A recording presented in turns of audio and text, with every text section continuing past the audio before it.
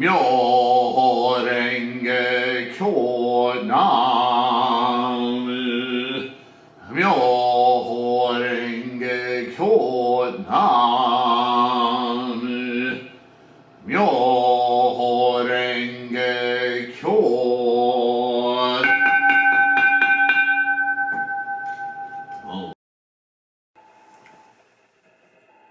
All right, continuing with our conversation between a sage and an unenlightened man, if I can get my tongue to unstick. The unenlightened man was now confronted with Nembutsu. And somebody's explaining Nembutsu to him, and in so doing is about to explain the 5 cardinal sins and the 10 evil acts. So here we go.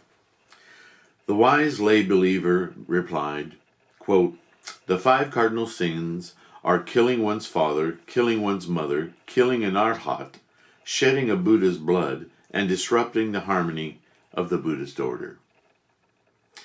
As for the 10 evil acts, there are 3 acts of the body, 4 acts of the mouth, and 3 acts of the mind. The 3 evil acts of the body are killing, stealing, and unlawful sexual intercourse. The 4 evil acts of the mouth are lying, flattery, defaming, and duplicity. The 3 evil acts of the mind are greed, anger, and foolishness." "Now I understand them," said the unenlightened man. "From this day forward, I will place all my trust in this power of another of the Buddha Amida to bring me to rebirth in the Pure Land." At that time, there was a practitioner of the esoteric school who was extraordinarily diligent in upholding its teachings. He too came to call on the unenlightened man to console him. At first he spoke only of wild words and ornate phrases, but in the end he discoursed on the differences between the 2 types of Buddhist teachings, those of the exoteric school and those of the esoteric school. He inquired of the unenlightened man, quote, "What sort of Buddhist doctrines are you practicing? And what sutras and treatises do you read and recite?" The unenlightened man replied, "Well, recently, in accordance with the instruction of a lay believer I know, and I have been reading the 3 Pure Land Sutras, and have come to put profound trust in Amida, the Lord of the Western Paradise." The practitioner said, "There are 2 kinds of Buddhist teachings, the exoteric teachings and the esoteric teachings. The most profound doctrines of the exoteric teachings cannot compare to the elementary stages of the esoteric teachings. From what you tell me, it seems that the doctrine you have embraced is the exoteric teaching, put forth by Shakyamuni. But the doctrine that I adhere to is the secret teaching of Mahavairochana, the king of enlightenment. If you are truly fearful of this burning house, that is the threefold world we live in, and long for the wonderful land of tranquil light, then you should cast aside the exoteric teachings at once and put resolute mind and conviction in the esoteric teachings." Now, I'm sure you didn't miss the pointing out of the burning house analogy, which is in the Lotus Sutra. The unenlightened man, greatly startled, said, "I have never heard of this distinction between exoteric and esoteric doctrines. What are the exoteric teachings? What are the esoteric teachings?" The practitioner replied, "I am a hard-headed and foolish person, and I am not learned at all. Nevertheless, I would like to cite 1 or 2 passages and see if I can dispel your ignorance. The exoteric teachings are the doctrines preached in response to the request of Shariputra and the other disciples by the thus come one of the manifested body. But the esoteric teachings are those that Mahavairochana, the thus come one of the Dharma body, preached spontaneously out of his boundless joy in the law, with Vajrasattva as his listener. These teachings constitute the Mahavajrayana Sutra and the others of the three esoteric sutras. The unenlightened man said, "What you say stands to reason. I think I should correct my former error and hasten to embrace these more worthy teachings." There was a mendicant priest who drifted about from province to province like floating grass, who rolled on from district to district like tumbleweed. Before anyone realized it, he appeared on the scene and stood leaning on the pillar of the gate, smiling but saying nothing. The unenlightened man, wondering at this, asked what he wanted. At first the priest made no reply, but after the question was repeated, he said, quote, the moon is dim and distant, the wind brisk and blustery." His appearance was quite out of the ordinary, and his words made no sense. But when the unenlightened man inquired about the ultimate principle behind them, he found that they represented the Zen teachings, as they were expounded in the world today. I'm sorry, this makes me laugh. Nichiren has a sense of humor.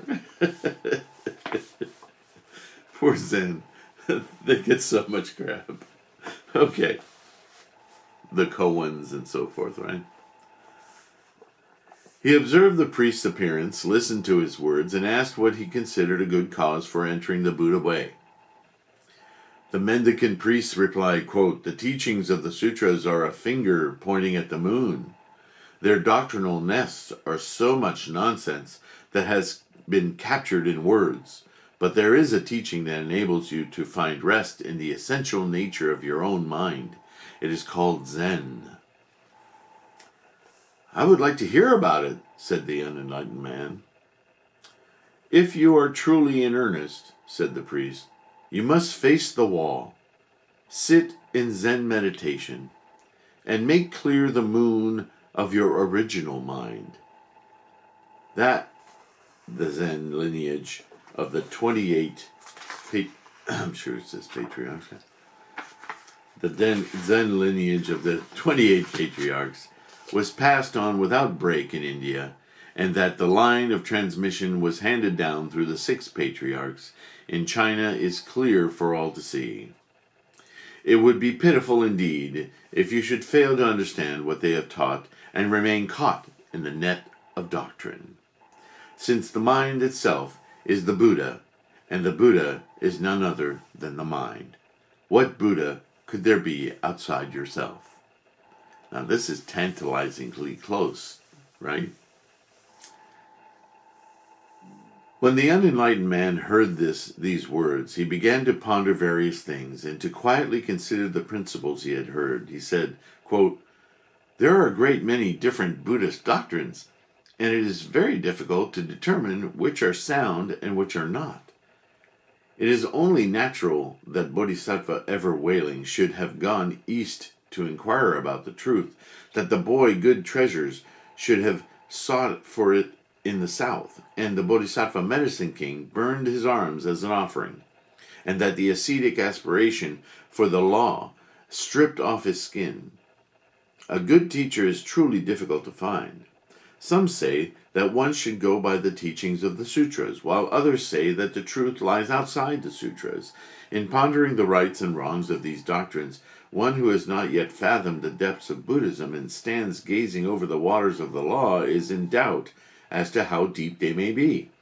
One who assesses a teacher does so with all the anxiety of a person walking on thin ice.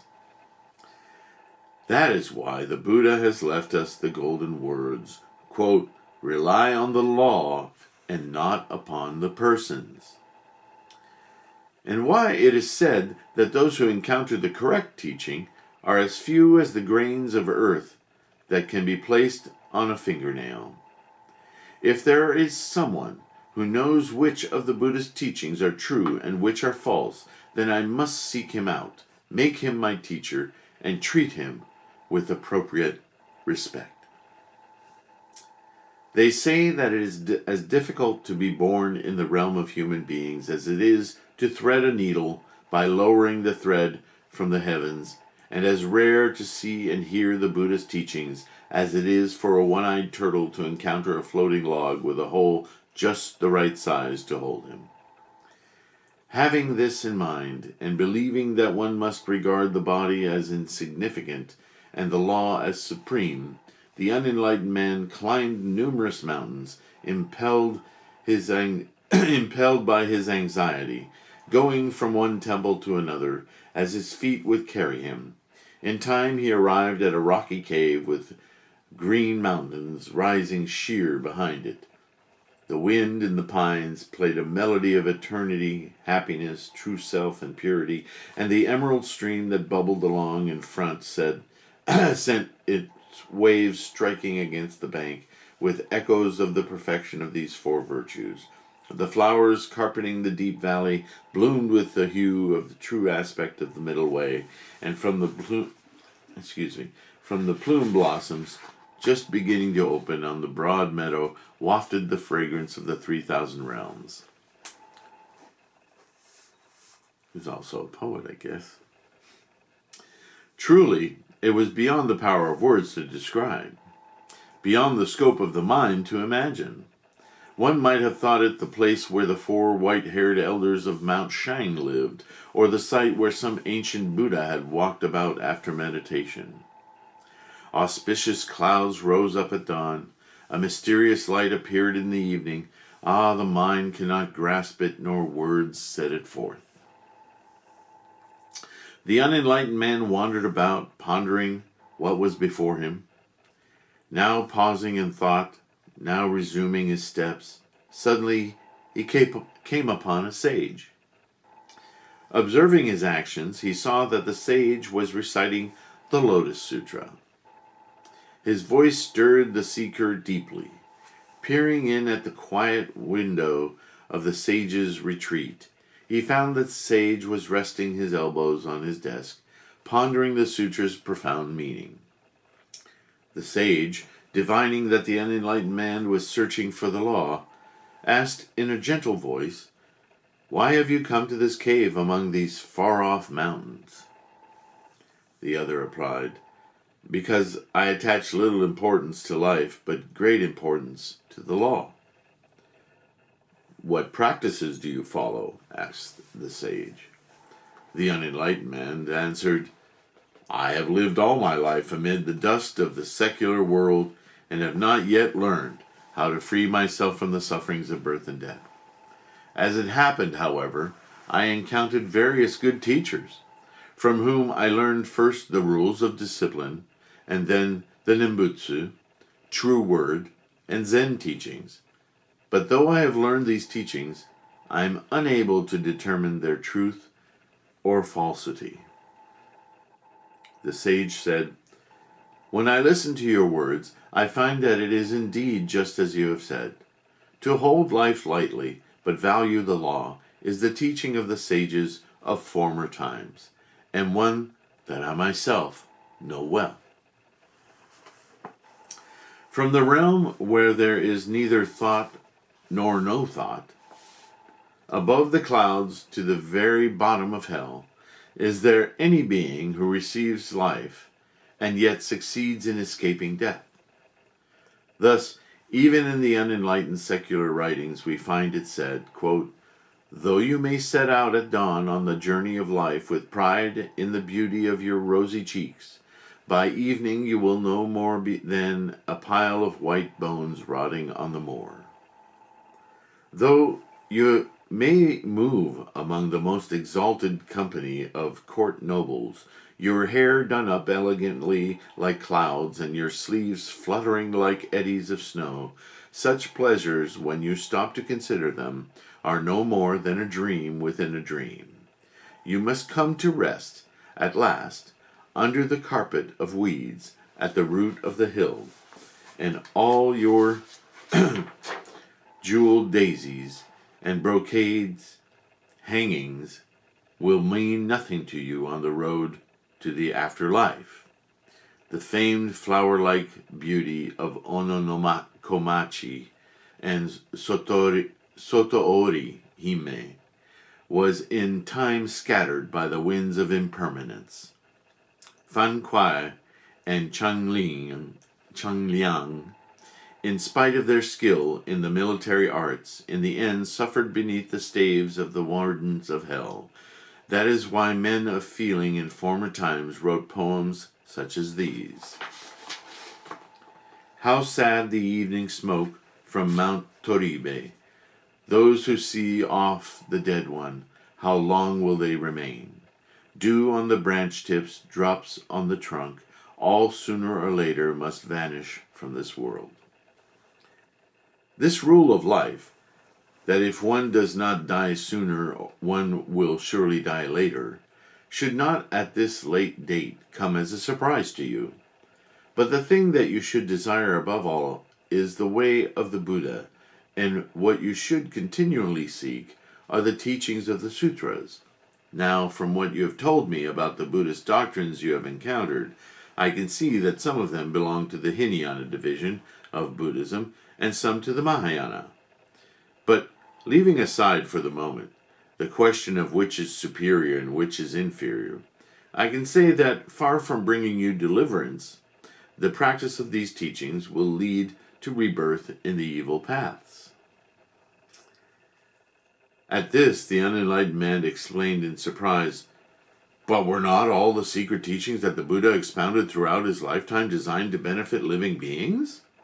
From the time of the preaching of the Flower Garland Sutra at the 7 places and the 8 assemblies, down to the ceremony in which the Nirvana Sutra was expounded on the banks of the Ajitavati River, all the doctrines were taught by Shakyamuni Buddha himself. Though one may perhaps be able to distinguish certain small degrees of relative merit among them, how could any of them possibly be the cause of rebirth in the evil paths?" The sage replied, "The sacred teachings that the Thus Come One proclaimed in the course of his lifetime may be divided into categories of provisional and true, Hinayana and Mahayana. In addition, they may be classified according to the 2 paths of the exoteric and the esoteric. Thus, they are not all of the same sort. Let me for a moment explain the general nature of the teachings and thus relieve you of your misunderstandings. When Shakyamuni, the Lord of Teachings in the Threefold World, was 19 years old, he left the city of Gaya and went to retreat on Mount Dandaka, where he carried out various difficult and painful austerities. He attained enlightenment at the age of 30, and at that time instantly banished the 3 categories of illusion and brought to an end the vast night of ignorance. It might appear that he should at that time have preached the one vehicle of the Lotus Sutra of the Wonderful Law in order to fulfill his original vow. To live life, to learn a method of living this life, liberated from the sufferings of birth and death in each moment, right? The sufferings of cravings, desires, the 4 noble truths, the Eightfold Path. But he knew that the people varied greatly in their capacities, and that they did not have the receptivity to understand the Buddha vehicle. Therefore, he devoted the following 40 years and more to developing the people's inherent capacity. Then, in the last 8 years of his life, he fulfilled the purpose of his advent in the world by preaching the Lotus Sutra of the Wonderful Law. Thus, it was that, when the Buddha was 72, he preached the Immeasurable Meaning Sutra as an introduction to the Lotus Sutra, and therein stated, quote, "In the past, I sat upright in the place of meditation for 6 years under the Bodhi tree, and was able to attain supreme perfect enlightenment. With the Buddha eye observed all phenomena and knew that this enlightenment could not be explained or described. Why? Because I knew that living beings are not alike in their natures and their desires. And because their natures and desires are not alike, I preached the law in various ways. Preaching the law in various different ways, I made use of the power of expedient means. But in these more than 40 years, I have not yet revealed the truth." The meaning of this passage is that when the Buddha was 30 years of age, seated in the place of enlightenment under the Bodhi tree, he observed the inner heart of all living beings with the Buddha eye and realized that it was not the proper time to preach to them the Lotus Sutra, which reveals the direct way to the attainment of Buddhahood for all living beings. Therefore, as one would wave an empty fist about to humor a little baby, he resorted to various expedient means, and for the following 40 years and more, he refrained from revealing the truth. Thus, he defined the period of the expedient teachings as clearly as the sun rising in the blue sky, or the full moon coming up on a dark night. In view of this passage, why should we, with the very same resolute mind and conviction that could just as easily be directed toward the Lotus Sutra, cling to the provisional teachings of the sutras that preceded the Lotus? Those doctrines defined by the Buddha to be empty, and as a result, keep returning to the same old dwelling in the threefold world, with which we are already so familiar. Therefore, in the Expedient Means chapter in the first volume of the Lotus Sutra, the Buddha says, quote, "Honestly discarding expedient means, I will preach only the unsurpassed way." This passage indicates that one should honestly discard the teachings that the Buddha set forth in the various sutras preached in the previous 42 years, namely the Nembutsu, True Word, Zen, and Precepts doctrines to which you refer. The meaning of this passage is perfectly clear, and in addition, we have the warning delivered by the Simile and Parable chapter in the second volume, desiring only to accept and embrace the sutra of the great vehicle and not accepting a single verse of the other sutras. This passage is saying that no matter what year of the Buddha's life a sutra may have been preached in, one should not accept even a single verse from any of the sutras other than the Lotus Sutra. The varying doctrines of the 8 schools are as numerous as so many orchids and chrysanthemums, and priests and lay believers differ in appearance, yet they all agree in claiming to cherish the Lotus Sutra. But how do they interpret these passages from the Lotus Sutra that I have just cited? These passages speak of honestly discarding the earlier teachings and forbid one to accept so much as a single verse from any of the other sutras. But are the doctrines of Nembutsu, True Word, Zen, and Precepts not based on the other sutras?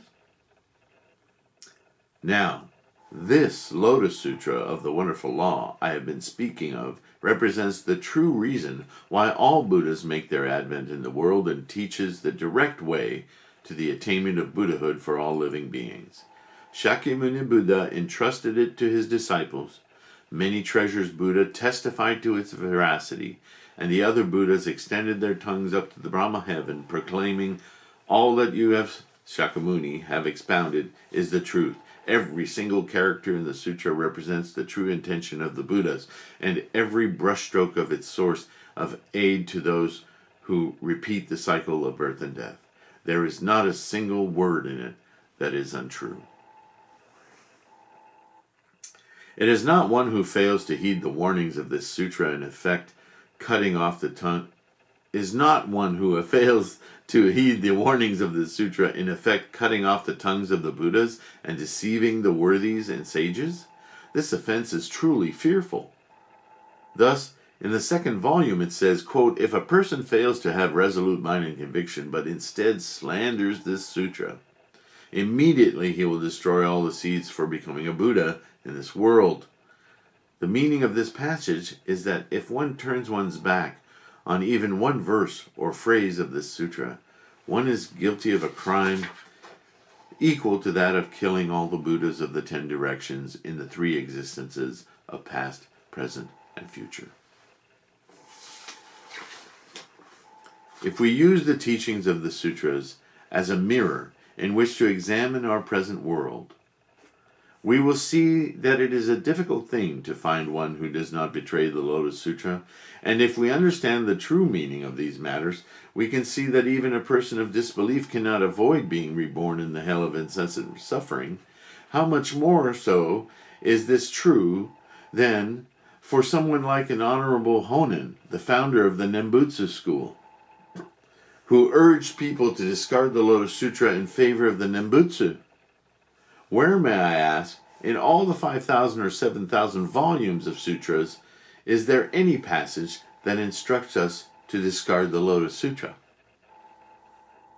The Reverend Shantao, who was revered as a practitioner, who had gained enlightenment through the attainment of meditation and honored as a living incarnation of Amida Buddha, designated 5 kinds of sundry practices that are to be discarded, and said of the Lotus Sutra that not even 1 person in 1,000 could be saved by it. By which he meant that if 1,000 people put resolute mind and conviction in that sutra, not a single one of them would attain Buddhahood. And yet the Lotus Sutra itself says, quote, "If there are those who hear the law, then not a one would fail to attain Buddhahood." This indicates that if they hear the sutra, then all living beings in the 10 worlds, along with their environments, will attain the Buddha way. Hence the sutra predicts that Devadatta, though he has committed the 5 cardinal sins, will in the future become a Buddha called the Thus Come One Heavenly King. And tells how the Dragon King's daughter, though as a woman, subject to the 5 obstacles and thought to be incapable of attaining Buddhahood, was able to instantly achieve the Buddha way in the southern realm. Thus, even the dung beetle can ascend through the 6 stages of practice and is in no way excluded from achieving Buddhahood. In fact, Shandao's words are the passages of the Lotus Sutra, and the passages of the Lotus Sutra are as far apart as heaven and earth, as different as clouds from mud. Which one are we to follow? If we stop to ponder the logic of the matter, we will realize that Shandao is the deadly enemy of all Buddhas and sutras, and the foe of wise priests and humble lay believers alike. If the words of the Lotus Sutra are true, then how can he escape the hell of incessant suffering? At these words, the unenlightened man flushed with anger and said, "You are a person of no more than humble station in life, and yet you dare to utter such ugly accusations. I find it very difficult to judge whether you speak out of true understanding or out of delusion, and to tell whether your words stand to reason or not. It behooves us to remember that the Reverend Shandao is said to have been the transformed body of Amida, the well-attained, or of his attended Bodhisattva great power, and the same is said of the Honorable Honen, or that he was a reincarnation of Shandao. These were both outstanding men of antiquity, and in addition they had acquired extraordinary merit through their religious practices, and commanded the most profound degree of understanding. How could they possibly have fallen into the evil paths?" Well, the sage will explain in part 3. Thanks for following along. I appreciate your participation. See you next time. Namo Myoho Renge Kyo.